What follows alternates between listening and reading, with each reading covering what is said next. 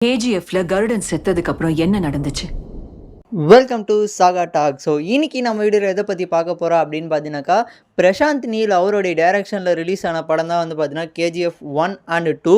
இந்த ஒரு 2 படமும் வந்து பார்த்தீங்கன்னா ரிலீஸ் ஆகி ஒரு நல்ல ஒரு பிளாக் பாஸ்டராக மாறின ஒரு படம் அப்படின்னே சொல்லலாம்.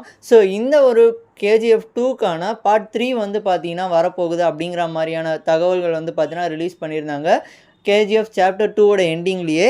ஸோ இதை பற்றின ஒரு அப்டேட் தான் வந்து பார்த்தீங்கன்னா நம்ம இந்த ஒரு வீடியோவில் பார்க்க போகிறோம். ஸோ வாங்க இப்போ நம்ம வீடியோக்குள்ளே போகலாம். ஸோ இந்த ஒரு கேஜிஎஃப் 1 அண்ட் 2வை தொடர்ந்து வந்து பார்த்தீங்கன்னா 3வது பகுதியும் வந்து பார்த்தீங்கன்னா வரப்போகுது அப்படிங்கிற மாதிரி ஒரு கிளிம்ஸ் வந்து பார்த்தீங்கன்னாக்கா கேஜிஎஃப் சாப்டர் 2ல் வந்து பார்த்தீங்கன்னா கொடுத்துருந்தாங்க. அண்ட் அது என்ன இப்போது பொசிஷனில் இருக்குது அப்படின்னு பார்த்தீங்கன்னாக்கா, இப்போது பிரசாந்த் நீல் வந்து பார்த்தீங்கன்னாக்கா சலார் 2ஓடைய ப்ரொடக்ஷனில் வந்து பார்த்தீங்கன்னா போயிட்டு இருக்காரு.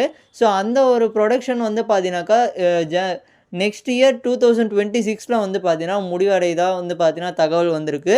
ஸோ நெக்ஸ்ட் அந்த ஒரு சலார் 2 முடிஞ்சதுக்கு அப்புறம் வந்து பார்த்தீங்கன்னாக்கா பிரசாந்த் நீல் வந்து பார்த்தீங்கன்னாக்கா கேஜிஎஃப் சாப்டர் 3யை வந்து பார்த்தீங்கன்னா ஸ்டார்ட் பண்ண போகிறாரு அப்படிங்கிறது தான் வந்து பார்த்தீங்கன்னா தகவலாக வந்திருக்கு.